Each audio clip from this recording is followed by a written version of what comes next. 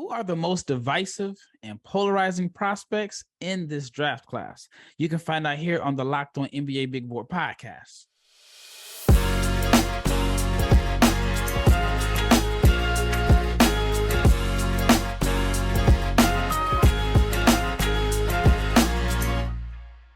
All right, yo, what up? You are listening to the Locked On NBA Big Board podcast, your daily NBA draft podcast. I am Rafael Barlowe, the director of scouting for NBA Big Board and the founder of NBA Draft Junkies.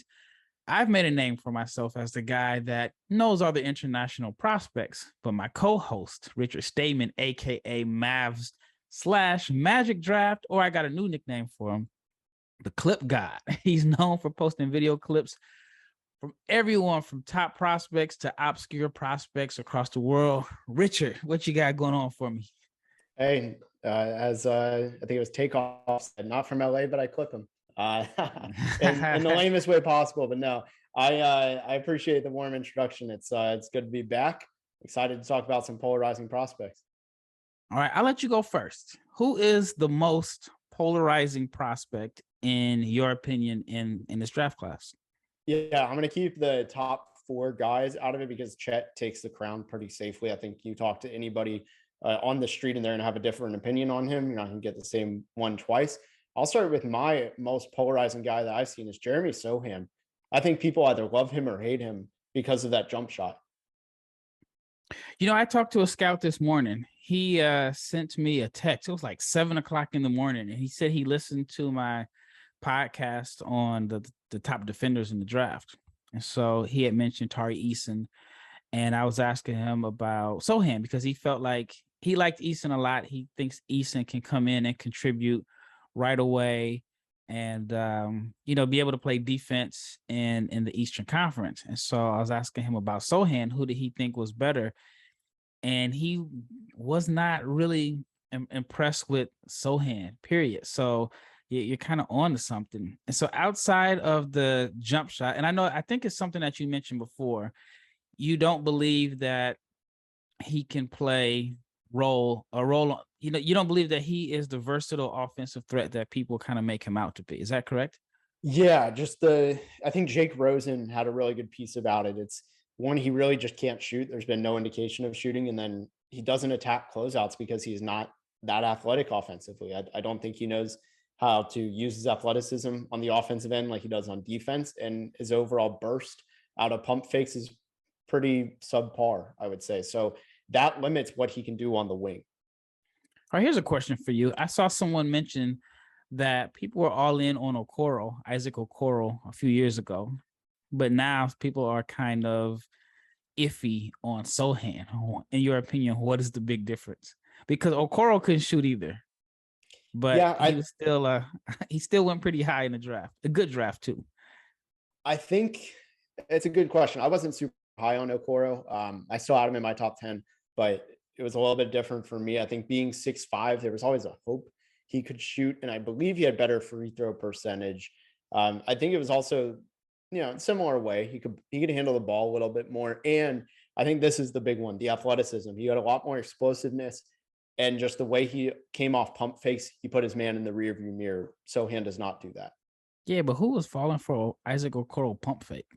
And you know what? There are some bad defenders in the league. I think people will be amazed. Like, there are guys that'll bite on anything. Yeah, I mean, falling for Isaac Okoro pump fake. I mean, if there's like maybe 10 guys in the NBA who I said you don't fall for their pump fakes, I would say he's one of them. Not a knock on him. So where do you have Sohan where on your latest board? Is he still in the 20s? No, I moved him up one big spot to 19. So he's a teenager now. I still think you hope you get old Iguodala, the Warriors Iguodala, part of that death lineup. I think that's really the ceiling for him. You had a guy who teams look at him and go, "Are you really going to shoot?" And then he shoots, and maybe sometimes it goes in. It's hard to doubt guys like him that are so intelligent and work hard. And, I think that combination will get him places. And ultimately, that's just somebody I don't want to doubt because I've done that before. I'm like, oh, well, they can't shoot. It doesn't matter. Sometimes those intangibles do outweigh it. Yeah, I think he's still working out here in Dallas. I literally saw on an Instagram page a barber put that he cut his hair. And so it's funny because I thought I was the only one that compared guys to old so-and-so. And so one of my Banchero comparisons, Paolo Banchero that is, well, I guess not necessarily old, but old / Detroit Pistons healthy Blake Griffin, the year that he averaged like 24, 10, and 5. And I think that is one of my comparisons for Banchero. All right, so here's one of my divisive, polarizing prospects, and we talked a little bit about it. Dyson Daniels, right? It's amazing to me that the season ended and he has just shot up boards. You know who he might be? And this is the only comparison I can think of. Remember, like last year, was it last year or the year before? My years are starting to run together. The year that JT Thor all of a sudden shot up everybody's draft board and became like a favorite after the season ended. It's like there were no more games, and all of a sudden his stock started to rise. And with Daniels, I get it. I mean, there's value for big wing ball handlers. There's value in guys that can, be like this connective tissue and that can defend multiple positions. But if the shot is not falling, and I mean, that is the biggest concern, is the jump shot. But it seems like, based off of what I've been seeing, and of course, one of the things I feel like this year more than others is, and maybe because I have more intel than in past years, is that social media, like Twitter, draft Twitter, can be higher on guys than NBA scouts or NBA executives. Now, I think Dyson Daniels is somewhere in the middle there, but to me, it's just kind of amazing how his draft stock has skyrocketed after the season ended. What are your thoughts on that? He's somebody who, he probably is shooting well in workouts, but listen to the field goal percentage. And I mean, the field goal percentage is fine. The 3-point percentage, 30% on the year. No, he had a strong closing to the season, but 60.5% from the free throw line. Like, that's always been the strong number, right? Like, we always hear trust the free throw percentage more than a 3-point percentage in a toss up. Like, one example that always comes to mind, Lonzo Ball shot 44% from three. This is not the best example now that he's turned it around, but 67% from the line in the early years in LA/New Orleans, he was kind of struggling to shoot the three ball. That he obviously changed his form, so that kind of goes out the window because he wasn't working with the same product. But guys like Dyson Daniels confuse me. I think you said it well that, when you have these great traits, having a big weakness completely negates some of those strengths, though. And to me, that's why my comparison for him, I see a lot of this. I don't think he is much of an athlete in the half court, kind of like Sohan. And for me, he's like a bigger Jared Culver in a lot of ways. Yeah, he's a great defender, and and I don't think that's his floor. I'm not going to say like, oh, he's definitely that. If that was the case, he wouldn't be in my top 20. But I think that's a very reasonable outcome people need to familiarize themselves with. Like you said, every year there's a disconnect. 2019, that year was polarizing to me because I would watch guys like PJ Washington, and draft Twitter was like, no, this guy's not much. Grant Williams, though, he's a top 5 player. I don't know if you remember, that was a really popular opinion. Him and Culver in the top 5. And it just feels like we're kind of shaping up to that kind of draft again, where it's just so polarizing at the top. Yeah, so this is my thing with Dyson Daniels. I think he is Lonzo Ball. And I mean, it's not just the visual comparison. I think he's similar. Maybe not as good of a shooter, which Lonzo was very streaky, like very, very streaky. Lonzo's one of those guys where you look at the end of the season and say, dang, he really shot 38% from three. But Lonzo has some really, really bad misses. And for me, I would miss on a guy like Dyson Daniels all the time because he is not the type of player that aesthetically that I like. I want my point guard to be able to get downhill. I want my point guard to be able to, if the jump shot's not falling, at least be able to, like I said, get downhill, get to the free throw line, collapse the defense, and make plays for others. And Daniels is a guy he only gets to the free throw line like once a game. And I know like Halliburton is also in that mode of someone that doesn't really get downhill and doesn't really like pressure the defense. But I know for me, I like downhill attackers and guys that are aggressive. So he is a guy that I'm a little bit divided on because it's not like he's not my style of play. I think we all have a style of player that we like. I like shot creators. I like guys that can go out and get their own bucket. And if you're not that, then I need you to be either a great shooter or like a dynamic playmaker. I'm not really big on just like connective tissue guys in the top 10. So I agree with you on that. All right, before we get into the next round of players, I want to talk to you about Sakara. Now, if you don't know what Sakara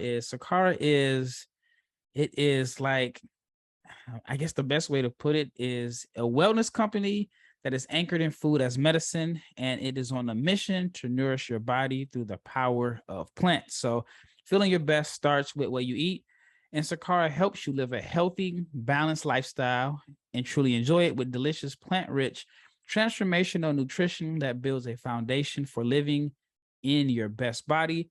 And now that it's summer, it is a time to seek wellness, joy, and abundance in all areas of your life. And it starts with what you eat. With Sakara, you get nutrient-dense meals, snacks, and supplements that nourish your body without ever sacrificing taste or quality. So looking and feeling your best shouldn't mean deprivation. Instead, choose joy and abundance. Sakara's organic, plant-rich, transformational nutrition programs are designed to help you cultivate body intelligence so you can nourish your body and experience the results that you want.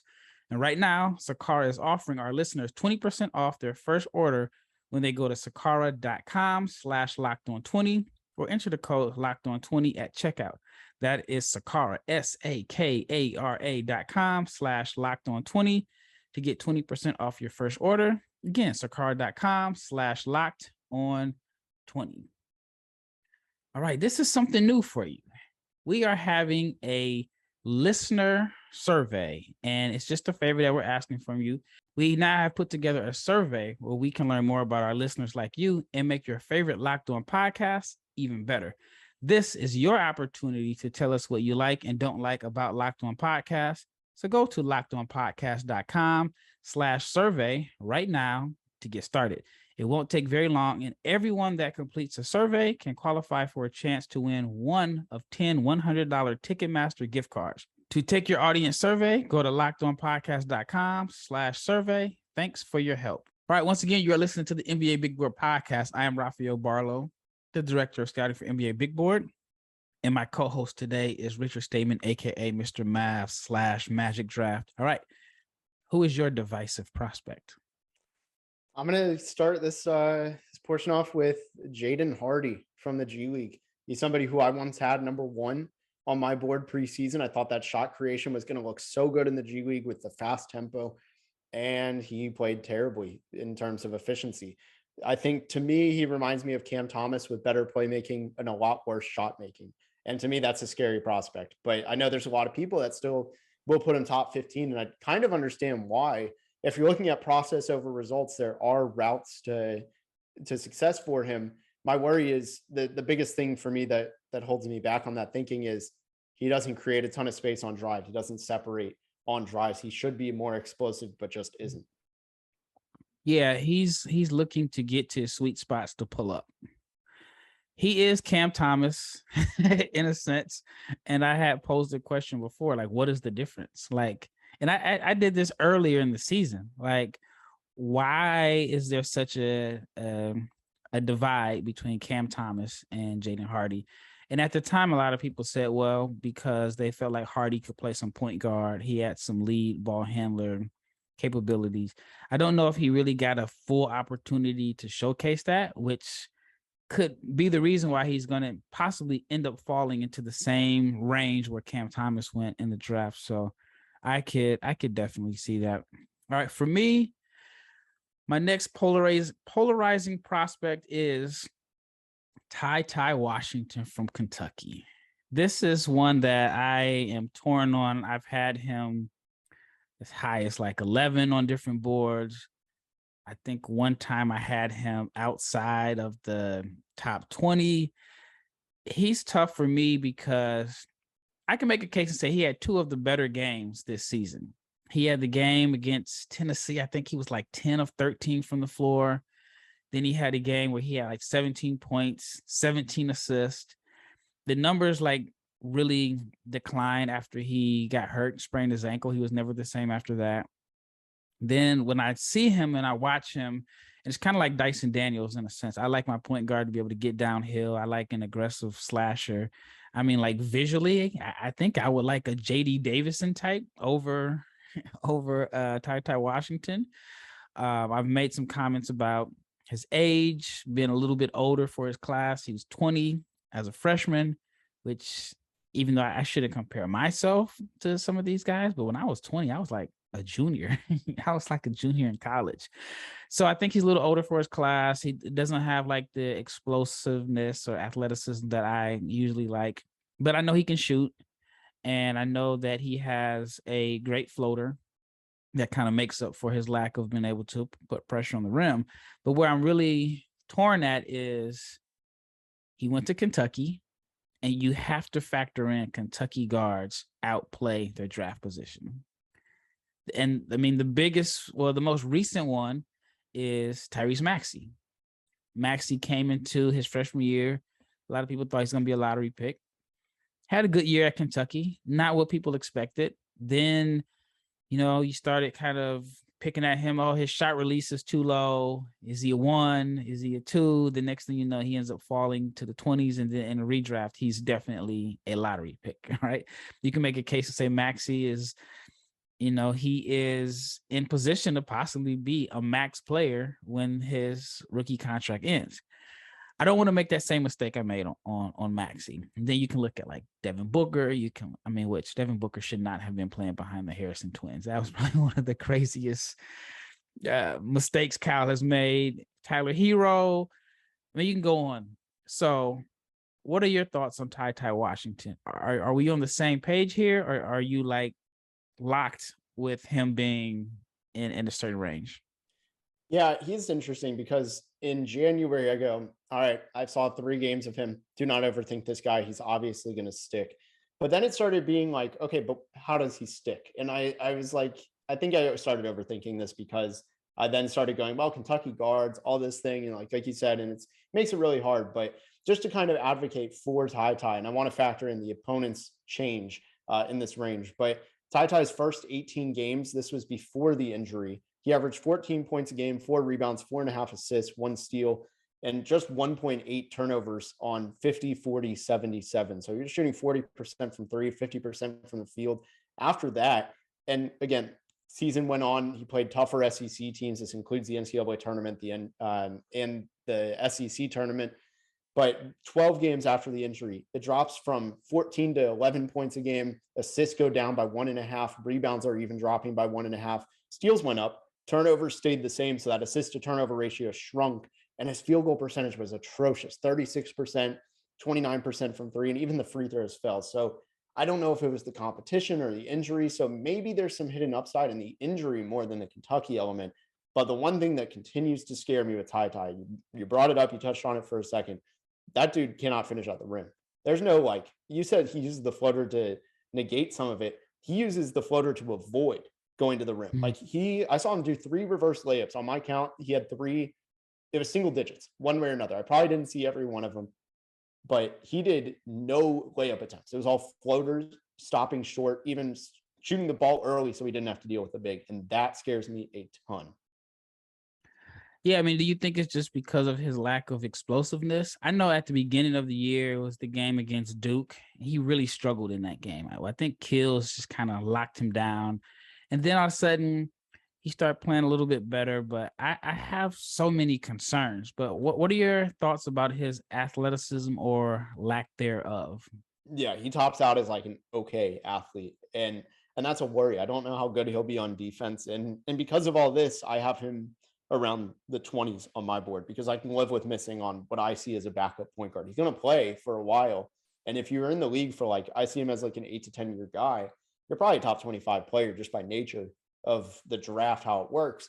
But if he ends up being top 15, I'm not going to kick myself for missing him. He's just kind of like you said with Dyson Daniels. He's one of those guys you afford to miss. You can afford to miss.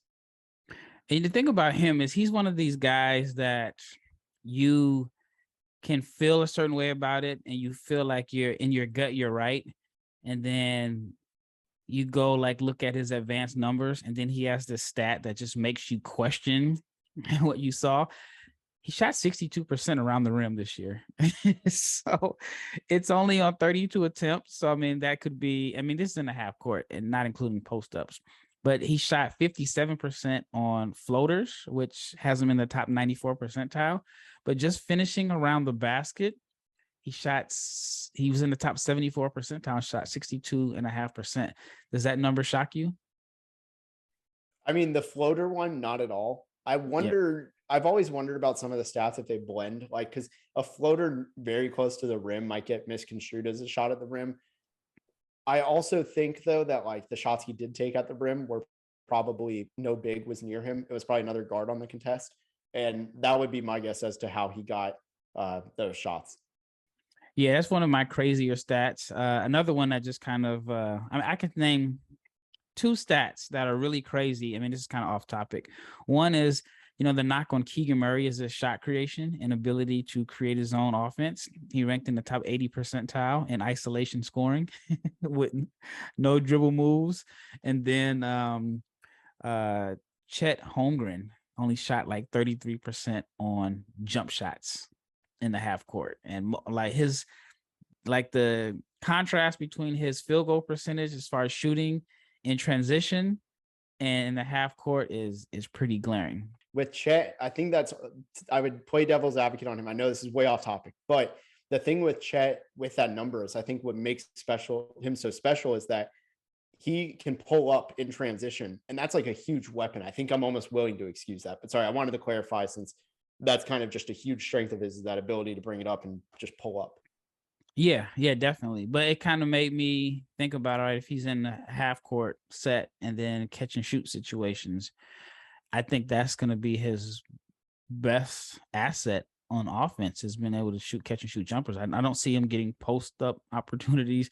I don't see him driving to the rim because I don't know if he can handle contact like that.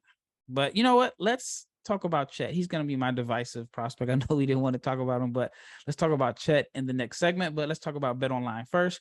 BetOnline is your number one source for all of your betting stats and sports info. You can find all of the latest sports developments, news, and odds, including this year's basketball championship matchup, aka the NBA Finals, NHL Hockey Conference Finals, Major League Baseball, and of course, the latest fighting news from MMA to UFC and boxing. BetOnline is your continued source for all of your sporting wagering information, including live betting, esports, and more.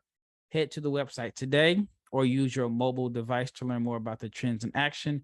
BetOnline is where the game starts. All right, last segment, Chet Holmgren. He is, this is kind of a lazy topic. We've been talking about him literally since last August. He is one of my most divisive prospects, and probably the most divisive prospect. And it's not because of I think he's not going to be durable because of his size. But like I mentioned in the last segment, where does he get his offense at in the half court? If the jump shot isn't falling, then I don't know how he scores. The numbers for him this year were pretty interesting, simply because he shot 39% from three on 3 attempts per game, 36% on jump shots. I apologize, but it was 33% on catch and shoot jumpers, 33% on jumpers off the dribble in the half court. But that means his shooting percentage in transition was like, it was absurd. I think he probably shot like 60% or more on jumpers in transition. So what are your thoughts on Chet? Yeah, the half court definitely will be a little bit of a concern. I think some of the numbers overstate the issue, though, just because of him playing with Drew Timme. I think it kind of made things awkward. I know he will be playing with another big in the NBA, but I doubt he's playing with another big quite like that. The most likely case, I would say, is, if he goes to Orlando, he has Wendell Carter. It's a decently similar one, but I think they can play off each other better. I trust his catch and shoot. I think it's just projectable form. I think it'll come with reps. The thing for me, though, like, I think he's going to have to be an off-ball player in the half court. I think his on-ball damage is all going to come in transition. His ability to bring the ball up the floor automatically as a big man just creates a mismatch in transition defense. You automatically are going to have somebody, whether it's a point guard having a center on him, a small forward with a point guard on them that can just do a quick post up, a la Keegan Murray's bread and butter. I think that's going to create so many mismatches that the half court on ball creation issues are going to be minimal in that regard. And then you just use him as a pure off ball player. I know it's not necessarily the problem is, so it's not what you want from your number one pick. Yep. All right. Defensively, what are your thoughts on him defensively? Like, what position does he start off at? I think he's perfect for what Orlando has in place. They basically ran a trial where Wendell Carter and Mo Bamba played together, and one would stay high on the perimeter and one would stay low near the block. And it worked to perfection. Mo Bamba had his best defensive year of his career, and Wendell had his best offensive. And I think they're going to do something just like that. They're going to utilize his even better shot blocking instincts than Mo Bamba has. And I think he's going to rake. I think he's going to absolutely rake on defense, so long as he doesn't get a ton of switches on the perimeter. All right. If he ends up in OKC, how do they use him? That's a little bit tougher. The one thing though that I would be optimistic for just in general is I don't have as much of a game plan for them is Oklahoma City had a really good defense this year. It's lost because they were in the lottery. A lot of people forget it, but I think that Oklahoma City's defense is with him would be even better than it was this year. Yeah, I mean, they need some front court help, in my opinion. All right, one last player. I'm going to go with another Baylor guy, Kendall Brown. And with Kendall Brown, I was high on him, man. I remember, I think at one point in November, I thought he was top 5. And he's fallen off a cliff on my board. I think that I don't know what he brings to the table. I don't know what his skill set that he can hang his hat on offense. He's a very, very reluctant shooter. I know he's a good ball mover. He can pass, and I get that.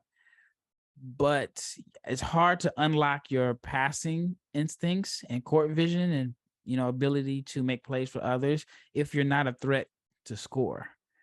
What position do you see Kendall Brown? Is he like a 4? Is he a 3? Like, what position do you think he plays on offense?